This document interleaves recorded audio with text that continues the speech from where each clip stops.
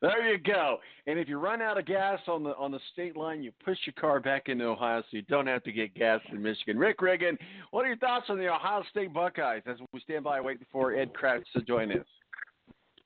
I actually think you might see something similar to the way Ohio State ran last year, only because the way what type of quarterback Dwayne Haskins was.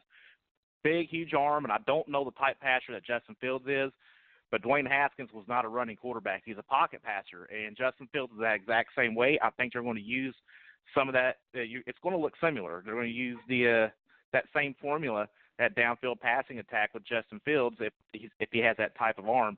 And, Tom, you better watch out using that "the" Ohio State stuff anymore, because they're trying to trademark the word "the," and you'll be forking over a couple of shekels if you get caught using that too much. That's what I hear. We won't use the Ohio State Buckeyes. We'll just say Ohio State Buckeyes. Adam Jiggin, the Colts take on the Browns. Baker Mayfield and team will join us. But I tell you what, we're going to get into our mock draft here, because joining us now also, without further ado, is Ed Kracz, beat writer for the Philadelphia Eagles, football maven Iowa Eagles. I'll get it right here before the end of the segment, I promise. Ed, how are you, sir? Hey, I'm doing good, Tom. How you doing? Fantastic. Okay, so here's the plan. Adam and I are going to be the drafters, and Rick and Ed are going to be the analyzers. And this is our official mock draft. But real quickly, as training camp for the Colts is over with, here's a big concern that we saw happen with Andrew Luck. This looks like this is going to be, we talked about it, Ed. We said it's okay if he's not snapping balls now, but if we get into September and he's not snapping balls, it's time to worry. Should we be worried? Should I be optimistic or pessimistic with Andrew Luck? Well, I think it's officially time to worry. It was peddled as a calf strain, and it just looked like they were being cautious. And now all of a sudden it's a high ankle sprain. There's pain down there, and there's just kind of conflicting reports, which leads me to believe that they really even know what it is, and that's a concern. And I guess they're trying to learn how to manage the pain for Luck, but who knows? But I would be concerned for sure, especially given his injury history. He's missed a lot of his career with an injury. So, I think this is full red alert. Time to worry.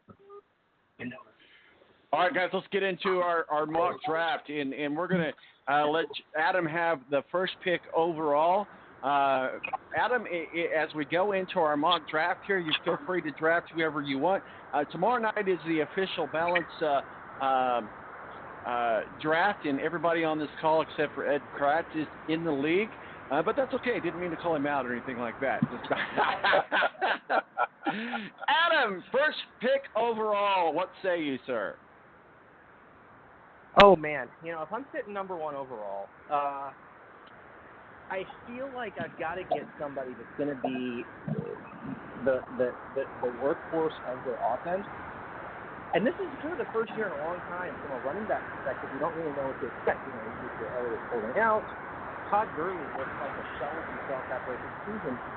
So I think I'm going to take the guy that is going to carry his offense because he has a horrible quarterback situation, but an improved offensive line, and Saquon Barkley of the New York Giants.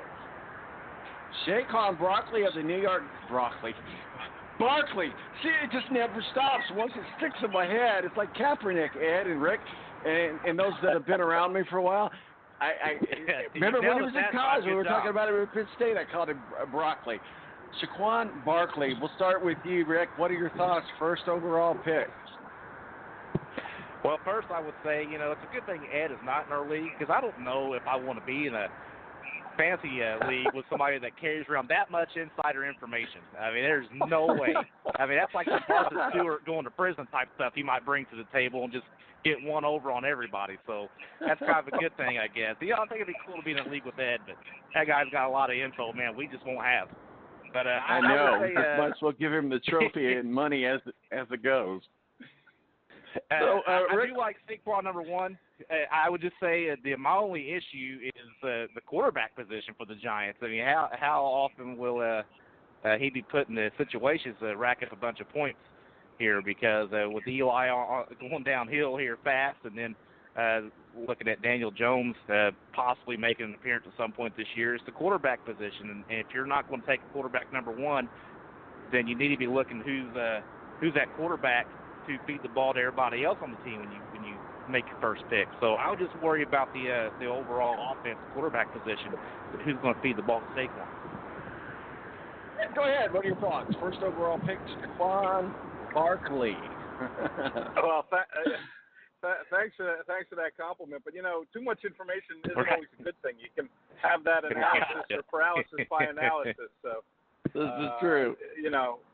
But I like Barkley. I love Barkley. I think it's a really good pick, and I think Adam will be very pleased with Barkley. I think he's going to probably challenge that 2,000-yard total yards from scrimmage mark this year between running and passing.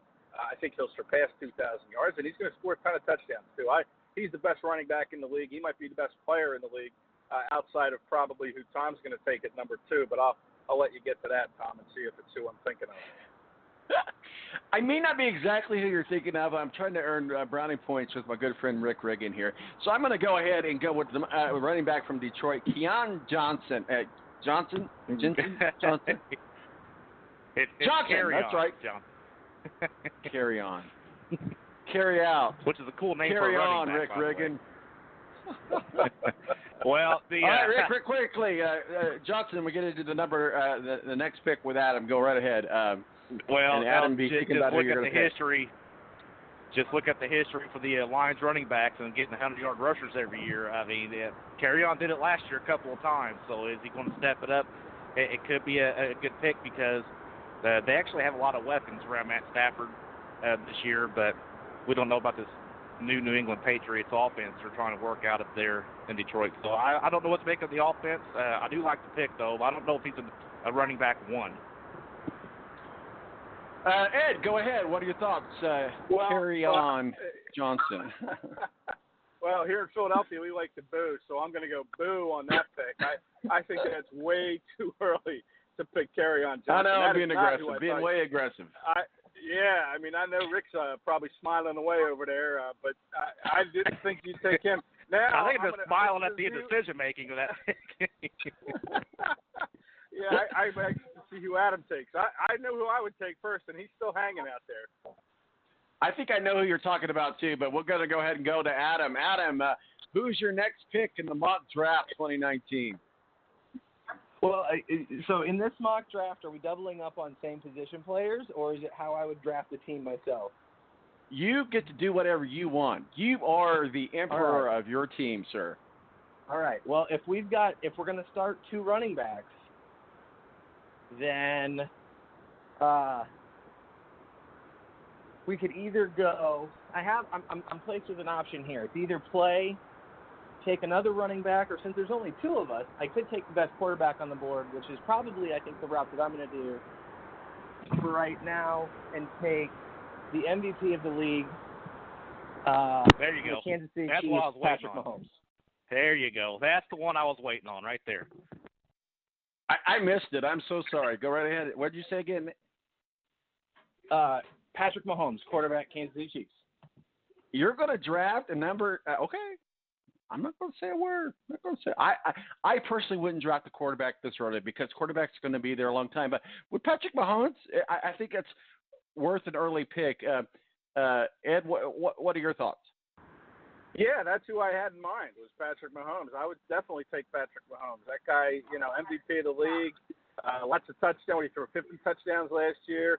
That to me is the prize of the roto football here is Patrick Mahomes. Love that pick. Wow, I guess I'm the only one that says, hey, I'm just not a big fan of drafting quarterbacks early. I know that's maybe a little bit old school of doing things. So I'm going to go ahead and go with my pick then because he's still out there. I like the guy from Jacksonville, Leonard Fournette. Rick, what are your thoughts on that?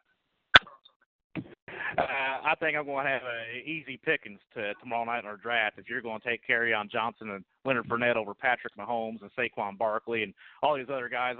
All these players are going to be on the board, Tom, so I'm going to have an easy time tomorrow. Thank you. Hey, Rick, you do know that I'm not actually picking when I'm picking tomorrow, right? Just so you know that. FYI. Ed, what are your thoughts? Well, no. I'm just going off your strategy right now. If that's your strategy, then hey. Go ahead, Ed. Yeah, sure. Well, I'm gonna double up on my Philly boo there, Tom. Boo! I think that's another bad thing. Go ahead, Adam. It's your pick, sir. So number 3. So I've got Patrick Mahomes at quarterback. I've got Saquon Barkley. I'm going to double down on NFC East running backs. And even though he's holding out now, he also has an incredibly good offensive line, and he did help us win a national championship at The Ohio State University. I'm taking Ezekiel Elliott, running back, Dallas Cowboys. Rick? Well, this reminds me of a couple years ago when Le'Veon Bell held out, Tom, and you took Le'Veon Bell like number 1 or 2. They didn't even play at all that year.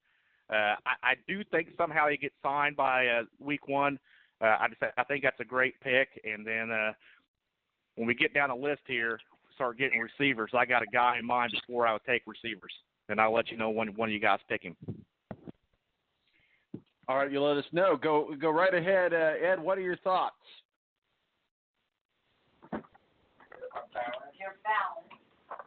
Oh, hold on, Ed. Sorry, Ed, can you hear us? Ed, did we lose you? Are you there, Ed? I got you now. Hello, I'm sorry. Go ahead. Hear me? We can hear you. Go ahead. Yeah, I was going to say, I got disconnected earlier, so I don't. And it could be on my end. I'm driving through some mountainous terrain here in central Pennsylvania, so I don't know who was taken after Fournette. Did Adam make his pick? Adam, go ahead. Who was your pick again? Yeah, it was Zeke Elliott. Zeke Elliott. Oh, Zeke. Yeah, Zeke. Yeah, I like Zeke. Is he going to play this year? I would think he will, but, reports are he's lost a little weight down to like 220, which probably is a good thing. But, who knows when he's going to come into camp and how much time he's going to need to kind of get his body right. But, if he plays, terrific pick. But there is that question, how much will he play? I'm sure he'll come back, but how long will it take him to kind of round into football shape? So a little concern maybe early on in the September games, but I think as the season goes on, Zeke will be a fine pick for you there. And keep in mind, I try to be a little bit aggressive on my picks because I always like to try to get running backs, wide receivers first, go down to then go to my quarterbacks and tight ends, and then of course obviously ending up with at the end with defenses and kickers. But certainly the strategy is your own. But I would pick draft strategy is an important part of fantasy football. We'll start with you, Rick. How important is the draft strategy when you are drafting and putting your team together? One thing I look at, and it gets really difficult to do, and you can go cross-eyed over it, is look at everybody's bye weeks, because you don't want to get too many players on your team at one time that have the same bye week.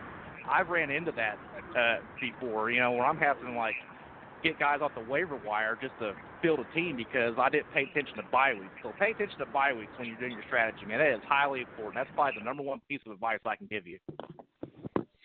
All right, it is my pick, and all right, I'll just start picking the no-brainers. So I'm going to go with Christian McCaffrey with the Carolina Panthers. My granddaughter's favorite player, my granddaughter's favorite team. So I might as well pick him up while he's still out there. What are your thoughts, Ed? Christian McCaffrey with the Carolina Panthers. I mean, he's a dual threat, right? He can run, he can catch, kind of like Barkley. So yeah, I like that pick. He's another guy that could challenge that 2,000 yards from the line of scrimmage this year. I think it's a good pick. I won't boo you on this one, Tom. I've already been pretty hard on you with the first two, but I like this pick. All right, Rick, what are your thoughts? Yeah, totally agree. If you're not going to pick up Saquon, get Christian McCaffrey. Tom, it's an excellent pick. All right, finally you won the grace over among the football gods there. Adam Jividan, what's your next pick, sir? So I think this is, when we were talking draft strategy, I think this is a big thing that a lot of people need to consider. I think a lot of